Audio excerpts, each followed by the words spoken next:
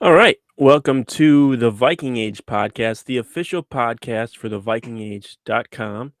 And for those watching, welcome to the brand new YouTube page for the Viking Age. I'm Adam Patrick. I'm the editor and lead writer for the Viking Age. And as always, I'm joined by my co-host, Chris Schad, who also writes for us here at the Viking Age. Before we get started today, I just wanted to mention something very exciting. That is, the Viking Age is giving away a beautiful Justin Jefferson jersey. The giveaway began earlier today and it ends on May 6th. Terms and conditions apply. And to enter, all you have to do is head to the description of this video and follow the link included for a chance to win a Justin Jefferson jersey. And lastly, make sure you subscribe and like this video. And for those of you that have already done both of those things, we greatly appreciate you. All right, let's get to today's show. And it's not just going to be Chris and I talking today. We have a special guest who's going to help us try and figure out what exactly the Vikings might do during this year's NFL draft. And that guest is Tyler Forness, who covers college football for NBC Sports Edge. And he also produces content for Climbing the Pocket and the Vikings Wire. So welcome to the show, Tyler. Hey, I'm glad to be here, gentlemen. I'm excited to talk Vikings football. It is the best month of the year, April. The snow is finally gone, kind of. And the NFL draft is almost here, and it is a glorious 3-day spectacular. Yeah, it'll be here before we know it. All right, let's just get right into it. Let's not beat around the bush. Do you think the Vikings will draft a quarterback this year? And if they do, when do you think it might happen? And who do you think it could be? I don't know if they'll draft a quarterback this year. It's going to be really interesting because they have no ties to Kellen Mond. And Kellen Mond himself, I was not a fan of the pick. I was a fan of the strategy, but Davis Mills was still on the board, and I had him ranked higher than Mac Jones. Mond was just a guy who never improved throughout his time in college. He was just kind of always the same guy. And when you do that in the SEC, it's kind of a red flag for me. And with the Kirk Cousins extension, they're committed to him for one more year. He has the no trade clause, so it's not like he's a guarantee for 2023, but let's act like he is a guarantee for 2023. If you draft a quarterback outside the first round, you're essentially giving up the first 2 years of a rookie deal, which are two of the most valuable years. The whole idea of having a quarterback on a rookie deal is to be able to build it and maximize a team around him to really make a run towards the end of that deal and the first couple years of that big time extension. So if you take one now, unless you're going to be able to trade Kirk Cousins after the year, and let's say Malik Willis falls to 12, I just don't see it happening. There are guys in the third and fourth round I think are worth taking a shot at. Carson Strong being that main guy. I have him as my second ranked quarterback in this class. Yeah, he has an absolute bazooka, and he basically completed 70% of his passes in an air raid system without being able to use his base. He basically completed 70% of his passes with his arm only. So he's figuring out how to reuse his base, and he's generating even more power with his bazooka arm. So I'm very intrigued by that. But I don't think it'll happen. I could be very wrong because this is a brand new regime. But I just don't see how it would make sense unless you're playing the market and a guy like, let's say, Desmond Ridder or Sam Howell ends up available around pick 70. Yeah, Tyler. sorry. Oh, go ahead, Chris. I didn't know if we were going back and forth, so you go ahead and you bring out yours. I was going to say I tend to agree with you, that the whole extending Cousins thing kind of throws a wrench into everything because he has that no trade clause. So essentially, if the Vikings even want to trade him next year, he can be like, no, I'm not going anywhere.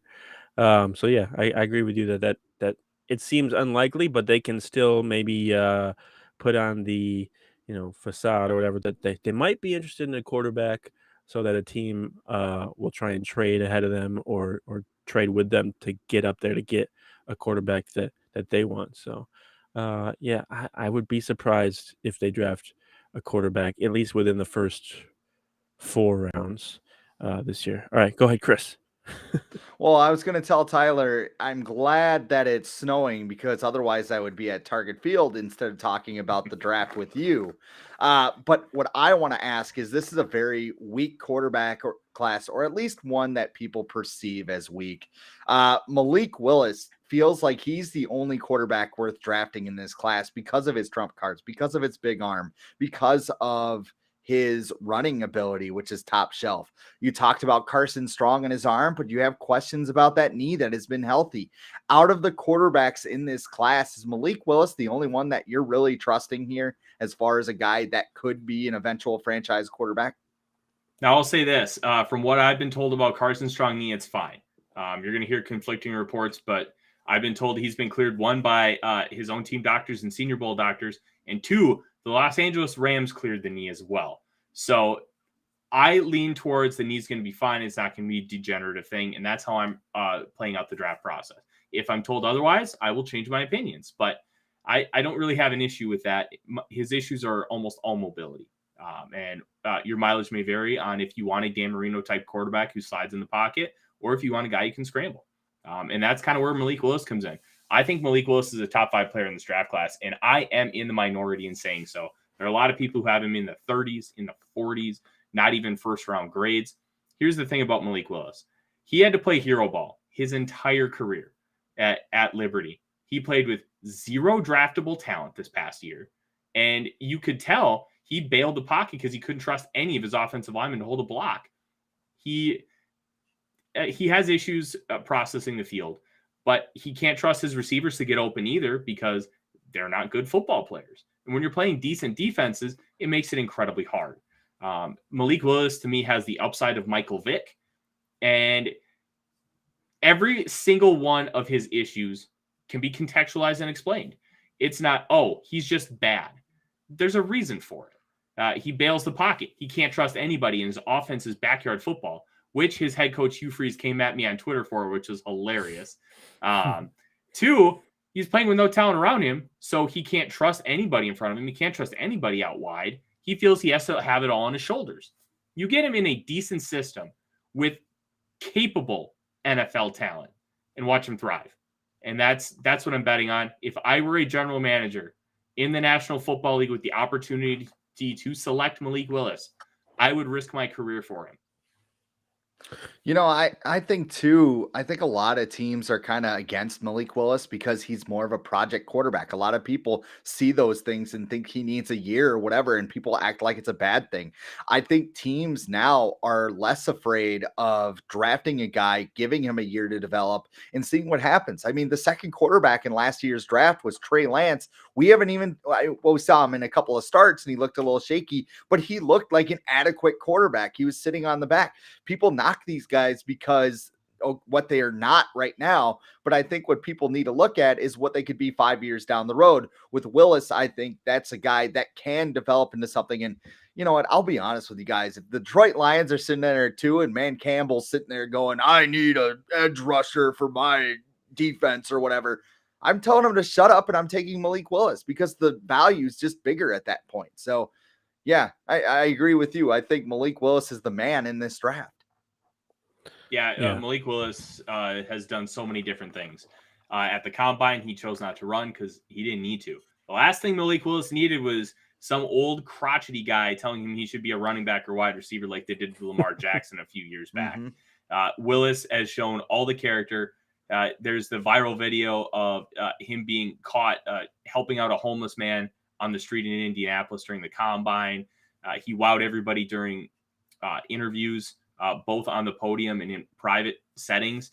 And like you saw it at his pro day, he's got a Brett Favre enthusiasm about him. He hit that deep, quote unquote, pro day throw, and he's just running around with a smile on his face, just having a blast. Like, that's the kind of character you want in your locker room. That is who I want to be running my football team long term. Plus, the one thing that people don't talk about, which they should, his floor is much higher than people want to give him credit for because he's an elite runner.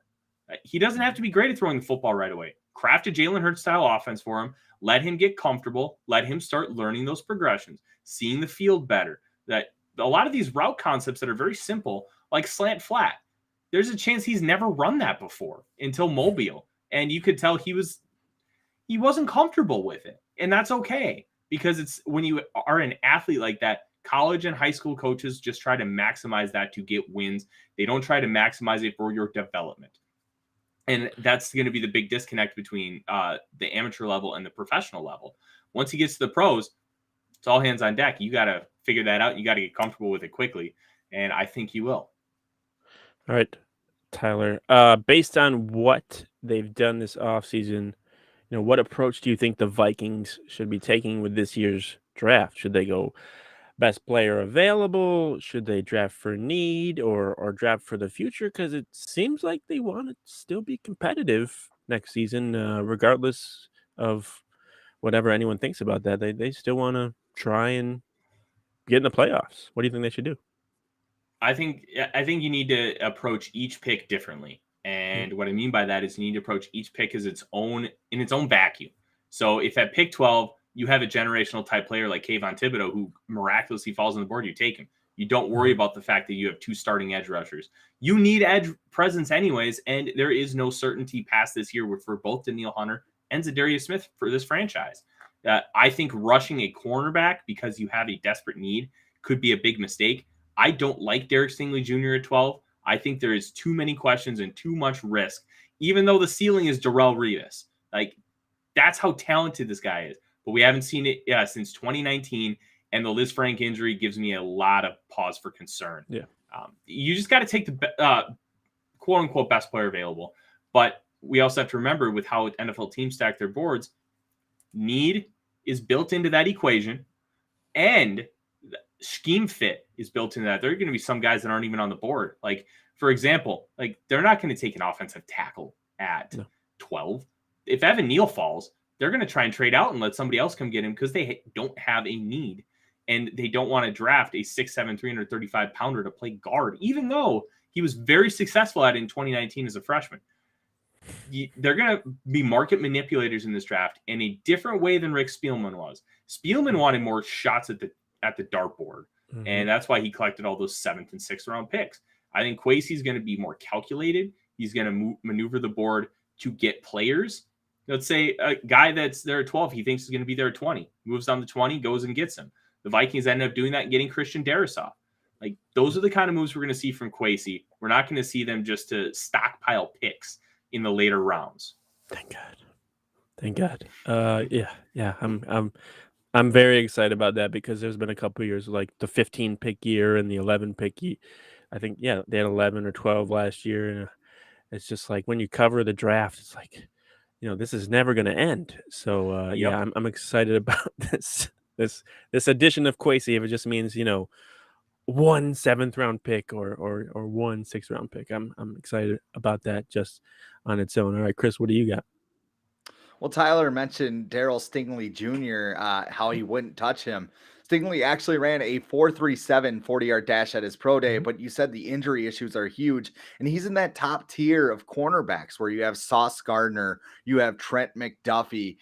Sauce called himself the best cornerback in the world the other day, which I like the confidence, but that's a little ambitious.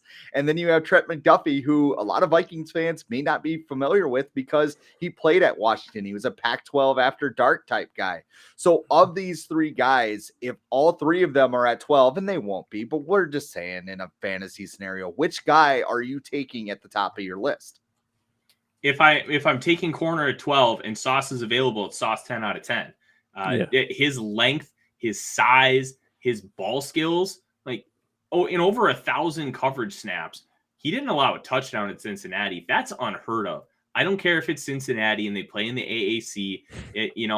You do that anywhere in college football. You're an impressive athlete, and that's somebody who I would want to bring in. Thrives in press coverage, can also do like a drop cover 3, and the Vikings look to be doing a little bit more drop zones instead of really man-on-man press, which Sauce would be able to thrive in both. Stingley, be careful with that name, Chris, because Darrell Stingley was his uncle who got absolutely annihilated by Jack Tatum and was paralyzed. His would dad not be a great draft pick. Yeah, his dad, Derek Stingley Sr., was an Arena Football League star for 8 years through various teams. So there is a really heavy football lineage. But even though he tested well, like I'm still worried about he's got soft tissue injuries. He had issues with the foot in both years. And the tape never came close to improving or staying stagnant from 2019. It felt like 2019 was more of an anomaly than it was going to be the norm. I'm not comfortable taking him at 12. If you want to take him at 20 or 25, I'm in. The value is more in line with where he's currently at, even though the projection is just through the roof. I'm not comfortable taking a guy who I genuinely have no idea if he's going to come close to his ceiling. That's too rich for me. Yeah. I've been having some questions about him too, because of the foot issues. They scare me a little too, because it seems like the guys the Vikings are bringing in, at least in free agency, are guys that actually don't miss games in their career, and they're no matter like if they're like the top at their position, they're it seems like they're focusing more on reliability than maybe the previous regime was, which is good.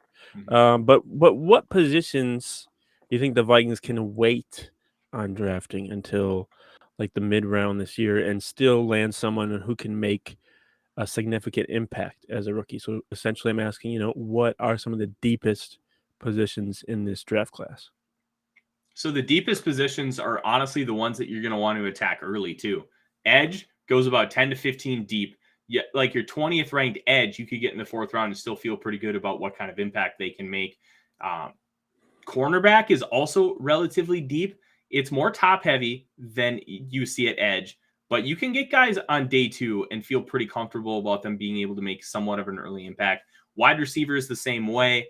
I think it tails off after about round 4, and it's a little more murky at that point. Some people are calling this class overrated. I'm not one of those people.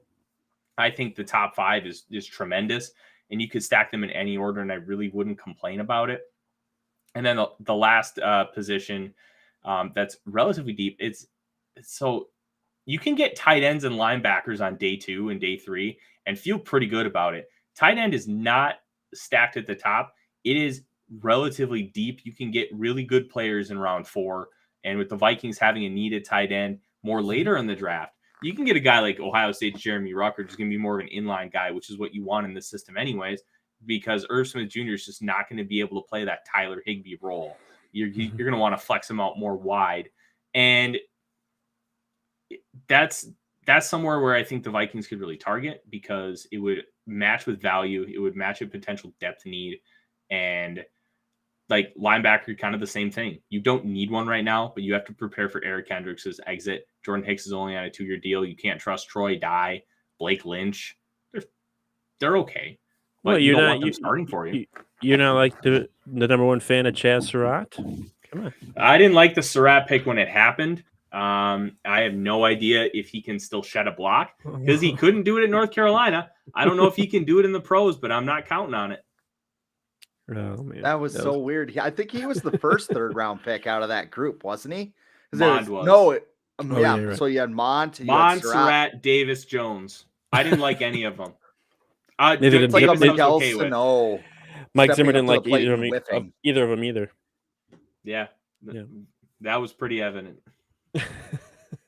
Go ahead, Chris. So my question for you now is, Darren Wolfson was on Score North today, and he was talking about Drake London and Garrett Wilson in particular. I guess I'll broaden this out a little bit to the entire wide receiver class. You talked about the best player available, and if you're sitting there at 12 and all the corners, or even if Derek, right? Yeah. Yes, Derek. Okay, I'm sorry. I'm getting tripped up on that thing now. But Derek Stingley Jr. is off the board. Instead of an edge rusher, instead of a defensive position, should the Vikings just say screw it and take a wide receiver, because Adam Thielen's not getting any younger? Behind them, you still have a lot of question marks with KJ Osborne and Amir Smith-Marset. What do you think about taking a receiver in round 1? Take him. I want Chris Olave. I will fight my mother to take Chris Olave at 12. No, don't do that. No, well, I won't actually fight my mother, but you get what I'm saying. I will pound the table for Chris Olave nonstop. And reason being, he reminds me so much of Justin Jefferson in a myriad of ways.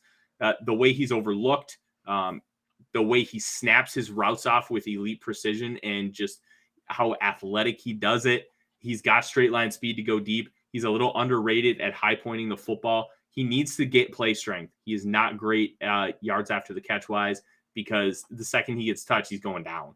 And I think within the NFL strength and conditioning program, you can bulk him up from the 180 he's at to about 195. And I think you'll be able to see a little bit more growth in that area. But I would love to take a wide receiver early. Olave is my number one. I desperately do not want to go to see him go to Green Bay, because he will become Devontae Adams. And I'm not kidding. That should scare everybody, because of the skill set he has with football IQ. It's just dirty. So Olave would be my pick. I was disappointed to hear Doogie not drop that name, but the nice part about it, that doesn't mean he's necessarily out of question per se. London and Wilson would both be great ads. Wilson is being comped a lot to Stephon Diggs. So he's that style of player, really good yards after the catch, elite body control, going up and high pointing the football. And Drake London is a big boy, 6'5", 210, is a better athlete than you think. His probably best comparison is Brandon Marshall or Michael Thomas. Those guys who are just, they're not burners, but they know how to win. They know how to use their body. They know how to maximize what gifts they do have. And I think he's going to be a really, really good player, playing both inside and out for whoever takes him. So both of those guys, I think, would be excellent additions. If I had to pick anybody in this draft class, if Thibodeau and Kyle Hamilton don't fall, it's Chris Olave. All right. Yeah, go ahead, Chris. Well, one more quick thing that I wanted to point out. I mean, with London, you mentioned Brandon Marshall. I was watching a little bit of his highlights today. He reminded me a lot of Alshon Jeffrey, just a more athletic version, where he's a little bit faster, a little bit quicker, a little bit better of a route runner. He's a great contested catch guy. I'm not entirely sure if that's what the Vikings want. I like the idea of Olave and Wilson on the Vikings, but even if you wait later, I mean, Sky Moore from Western Michigan, you got Christian Watson from North Dakota State. There's a lot of sneaky receivers in this draft. And I mean, if I'm the Vikings, I'm taking one on day 1 or 2, because that's what the Rams did. They stockpiled weapons. They made sure they had depth. And it took until the Super Bowl, when everybody was either injured or ineffective, that they finally had to say, okay, we're just going to pump Cooper Kupp full of targets. I'll say this. I doubt Sky Moore and Christian Watson will be available at 46. I can see both of them potentially sneaking up in round 1. There's a scenario where the top 5 receivers are gone by the 20th selection, and the New England Patriots take one of those guys because they desperately need receiver, even with the addition of Devontae Parker. They don't have anybody who's a great separator. Like, that's what you need in this league. You need separators. You don't need big guys. That's what's unique about Drake London. He doesn't necessarily create separation naturally, just with his athleticism and speed. But what he does is he uses his body to create that separation, gives you a large window and catch radius to throw the football to. This class is going to be very interesting to see how it shakes out. But the real tell is going to be if Green Bay or Kansas City uses their 2 picks to move up and go get a guy, because they have the firepower to. And like, if all those receivers are gone, what do? Who do they take at the back end of the first round? So if the Vikings want to get one, and they want to get a really good one, you got to take one right away. Yep. I think the Packers should just draft another running back and tight end again with their first 2 picks. Listen. I loved that, but I am a big Josiah DeGuara fan, and it hurt me a lot to see him go there and to get slandered, because he's a great football player. I'm sure they could draft another quarterback. They could do another quarterback. Yeah. Draft Kenny Pickett. Yeah, there we go. I don't like Kenny Pickett. I don't think he should go before round 3, and he's going to go in the top 10, and I'm just going to laugh my way to the bank. Yeah. Let me ask you this. Is it because of the small hands, or what is it about Kenny Pickett that you're down about? Because a lot of people are high on him. Well, the small hands, look, I don't Scarred want by it. Culpepper. And Kenny Pickett's hands are an inch smaller than Culpepper's. Culpepper's was still 9.5. Like, we're talking historically small. But let me ask you this. When you watch Kenny Pickett, what's great about him? what is that standout trait that is great that you can build on?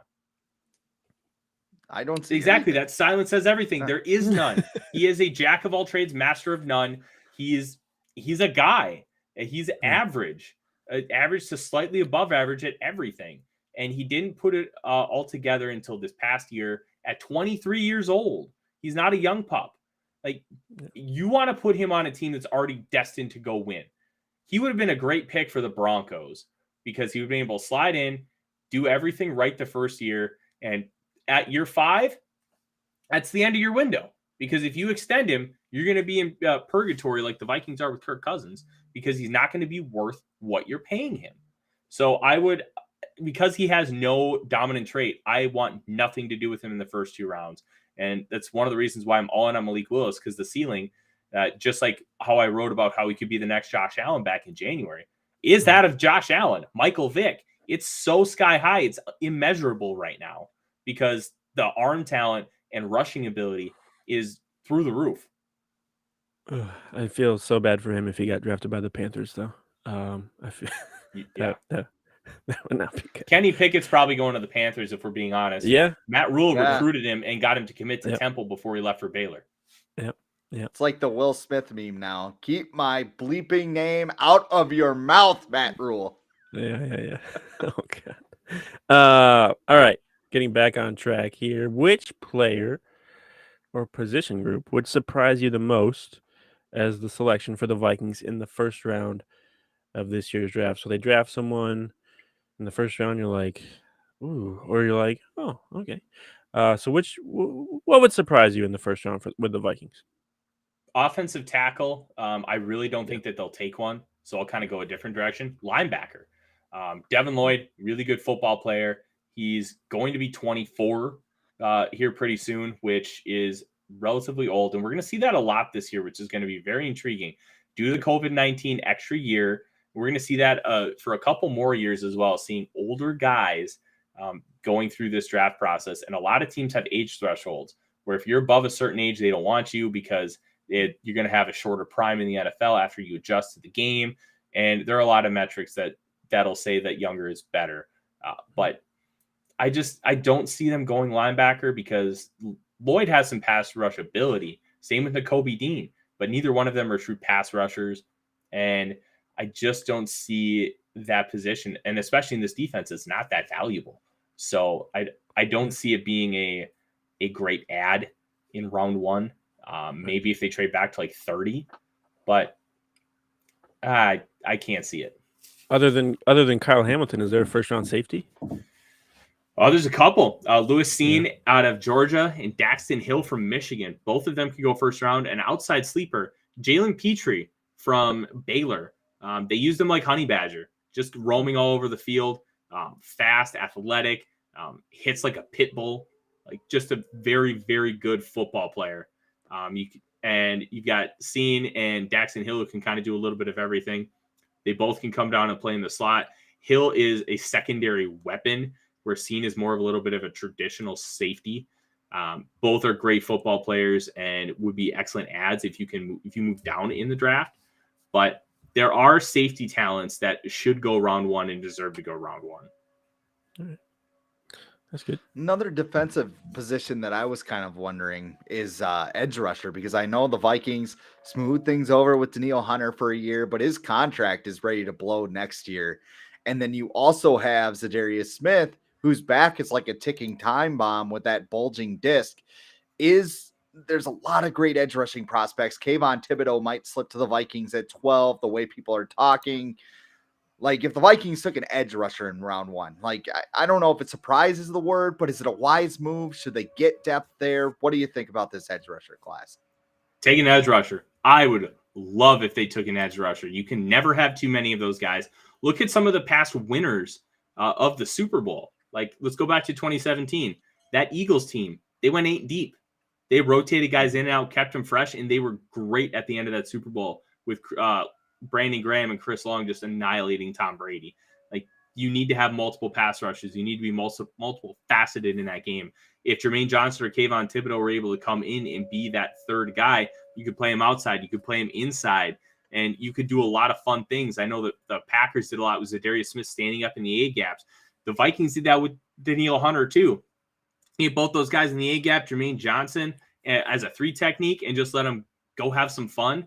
Like, pass rush is a high priority need. I would argue it's a bigger priority need to secure that pass rush than it is to draft a cornerback.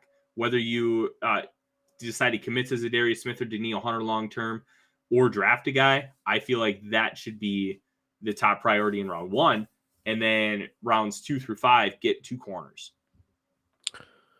All right. This is going to be my last question. I don't know if you have any more questions, Chris, but and this is not the draft. This is just something I said the last episode, which we were grading the Vikings offseason moves, and I gave them a C- because I don't think they got any better this offseason. I feel like a lot of the team is the same. What do you think about that? Do you think the Vikings got better this offseason, roster-wise? Because we also don't know anything about the head coach. He's nicer than Mike Zimmer, but we don't know if he's better. So what do you think about the Vikings offseason? Did they get better this offseason? I'm going to give the offseason so far a C+. I genuinely don't know. They're putting all their eggs in the Mike Zimmer was bad basket and Kevin Connell is going to be good basket. Here's the problem I see with that. Look, it's great that you want to fix all the faults of Mike Zimmer, but you're also expecting all of his positives to stay steady. That's not how that works. You're going to see regression in the areas that Mike Zimmer was great at. He was an elite schemer. He was an elite blitzer.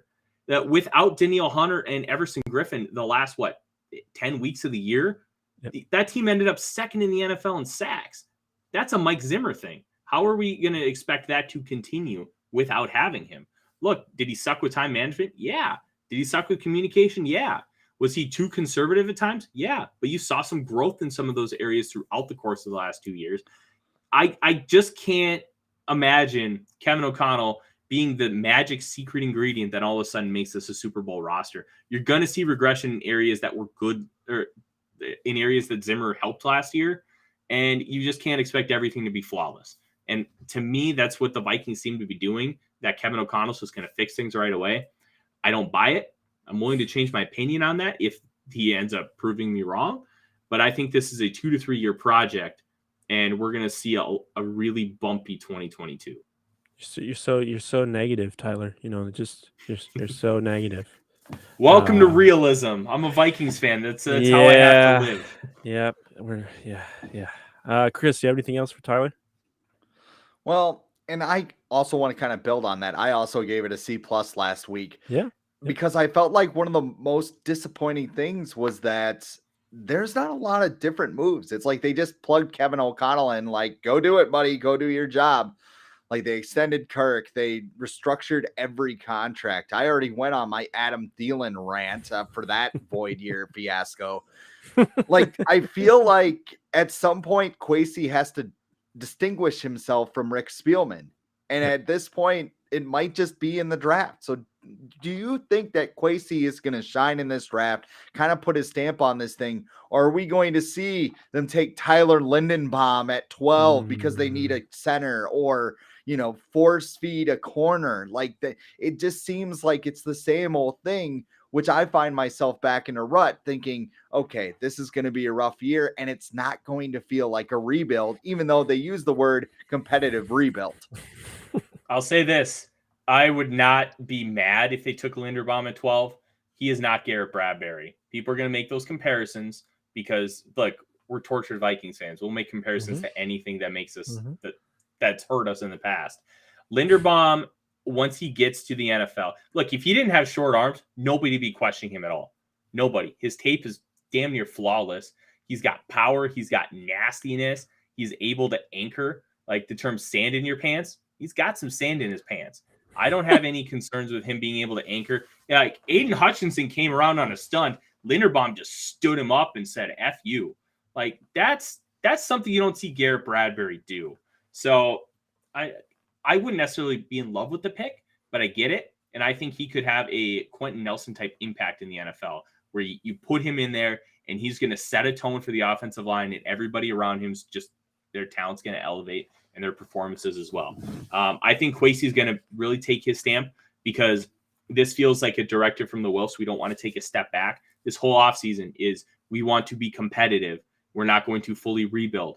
Kirk Cousins extension, the restructures of Harrison Smith and Adam Thielen, which Adam Thielen, oh, you took a pay cut. Yeah, no, you didn't.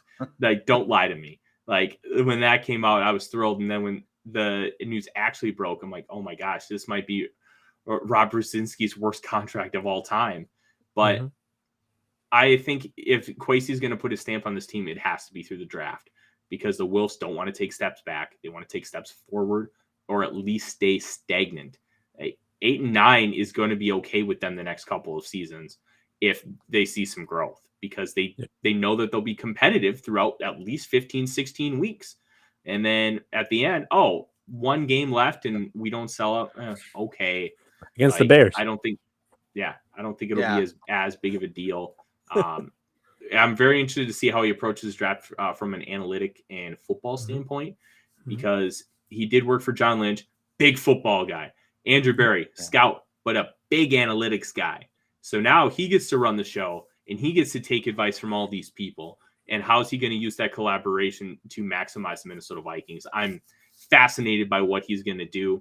And the whole draft process, because of how indecisive this top 10 is, somebody really, really good could fall to 12. And I hope that they utilize that market knowledge and just jump on it. But hey, I mean, Adam Thielen deserves every penny of that extension because he's from Minnesota. I mean, did you know he went to Mankato? Mankato is actually playing Minnesota in the Frozen Four in about 30 minutes here. So I just want to shout that out. And he played with Chris Reed and everything else. Go Gophers. I love a good heel. Like, screw Mankato State. Hey, what is Mankato? Don't they do like a horns up gimmick or something like that? Well, Declan Goff calls them the purple cows. Yeah, horns down. We're going there you go. Skyuma, go Gophers. Oh no! I want to see Bob Motzko win a title. I'm glad I live thousands of miles away, so I can't be have pitchforks in my front door. But good luck to you guys. Tyler, where can people find your work and what's your Twitter handle for people to follow you? Absolutely. You can find me on Twitter at @TheRealForno. I have a lot of work coming through for NBC Sports Edge and USA Today's The Vikings Wire. I'll have a 7-round mock draft, which I've been releasing once a week for the past month or so, just exploring different situations. Mock drafts should be to explore how things could play out and try and figure out what happens based on how they play out. So I've taken a wide receiver in the first round. I've taken edge. I've done a bunch of different things and tried to really explore those situations because you should be prepared for anything. The only thing you really can't be prepared for is a Laramie Tunsil gas mask.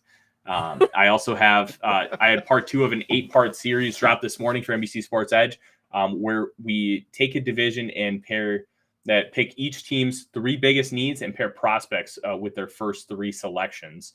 The AFC West dropped today. The NFC North, I believe, will drop a week from Tuesday. So be on the lookout for that. I also have my show Monday nights, The Real Forno Show, 8 p.m. Central on the Climbing the Block YouTube channel, partnered with the Daily Norseman. And I've got Thor Nystrom of NBC Sports Edge on, and we're going to talk skill positions. We're going to talk quarterbacks, running backs, receivers, tight ends, and how he and I are the only 2 people that seem to be in love with Malik Willis, and we don't understand the rest of everyone else. He's feeling pretty good though, probably because Kansas just won. So, I got a phone call from him after that game. He was having fun. Oh, yeah. All right, go follow all. Win a championship. I don't even know. Yeah. No idea. I got 2 national titles in the past 15 years for my Florida Gators, so I kind of remember, but I didn't get to enjoy them nearly as much as I wanted to because I was in high school. Yeah. But they had like the basketball and the football team in the same year. Oh, it was a fun 4-year stretch, and then Urban Meyer decided to be Urban Meyer, and we don't like him. Oh, my heart. Great guy. All right, go check out all of Tyler's stuff. Follow him on Twitter. Follow the Viking Age on Twitter, and like us on Facebook. And make sure to subscribe to this channel and like this video. And don't forget about that Justin Jefferson jersey giveaway. You can check out the link in the description for that. That will be going on until May 6th. So you got quite a while. You can do up to 4 entries when you enter. So go check that out. The link in the description. But until next Monday, which will be without me, and Chris Schad will have his own special guest, we'll talk to you later.